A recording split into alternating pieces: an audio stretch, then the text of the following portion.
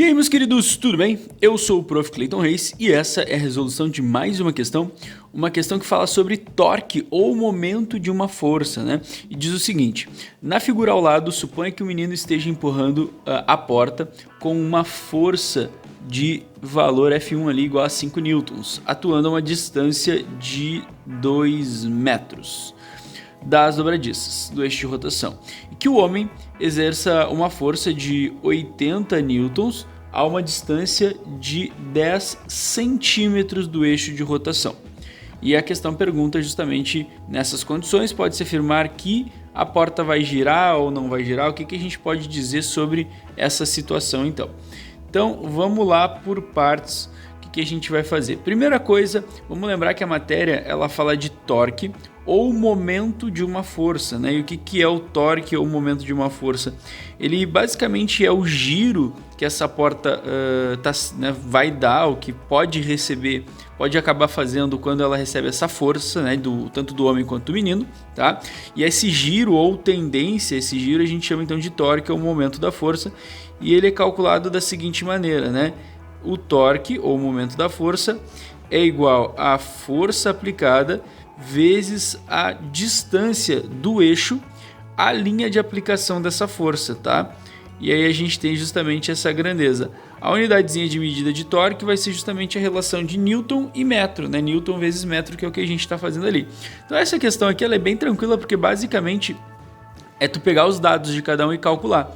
Então, por exemplo, como é que ficaria o torque, né, o momento da força produzido pelo menino, né? O menino ele faz uma força de 5 newtons a uma distância de 2 metros. Isso aí vai dar um torque de 10 newtons vezes metro. Esse é o torque do menino. O que significa isso, senhor? Vamos lá. Primeiro, a dobradiça, né, ela representa o eixo de rotação. Então, nosso eixo de rotação aqui, ó, ele se encontra aqui, tá? Sempre que a gente for analisar torque, uma das coisas que tem que fazer antes de fazer qualquer análise é olhar o eixo, né? Para ver em torno do que vai girar, já que o torque está associado a esse giro. O menino, quando ele faz essa força, o que acontece? Ele vai gerar uma tendência de giro nessa porta, equivalente àquele valor que a gente encontrou, 10 newtons vezes metro. Já o homem, né? Ele vai fazer um torque equivalente a quanto? Então, o torque do homem, o momento da força do homem. Ele faz uma força de 80 newtons e aí ele faz isso a uma distância de 10 centímetros da porta. Aqui a gente tem um pequeno problema que é o seguinte, ó, essa distância está em centímetros e a gente tem que usar, nesse caso, como a gente está fazendo o cálculo do torque, né, a gente tem que usar a unidade de medida para poder comparar com o outro, a mesma unidade.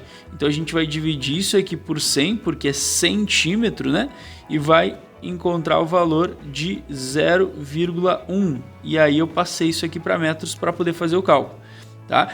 Então não daria certo se eu usasse em centímetros, porque daí eu teria newton vezes metro em cima e newton vezes centímetro embaixo e daria problema. Então eu vou botar aqui 0,1 e aí eu vou calcular, isso aí vai dar o equivalente a 8 newtons vezes metro.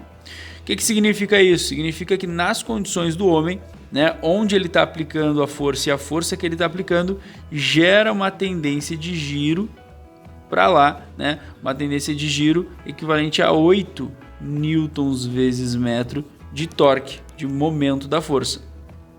E aí agora tu vai fazer uma comparação, né? A tendência do giro do menino é mais intensa do que a tendência de giro do homem, né? Porque o giro do homem tem uma tendência de 8 newtons vezes metro e do menino é 10. Então o que a gente pode dizer? A gente pode dizer que essa porta, ela de uma maneira geral, ela vai abrir, né? Ela vai girar a favor da força que o menino está empurrando, do torque que o menino está fazendo. Então, olhando as alternativas, o que a gente pode dizer então? Alternativa A, a porta estaria girando no sentido de ser fechada. Não, o menino está abrindo ela, né? A porta estaria girando no sentido de ser aberta. Sim, provavelmente a resposta é B. Vamos ver as outras só para ter certeza. C, a porta não giraria em nenhum sentido. A porta não giraria em nenhum sentido somente se os torques fossem iguais. Então, se o menino fizesse 8 e o homem 8 também, aí a porta ficaria em equilíbrio, né? E se o homem fizesse 10 e o menino também, a porta ficaria em equilíbrio. Então, não é o caso aqui.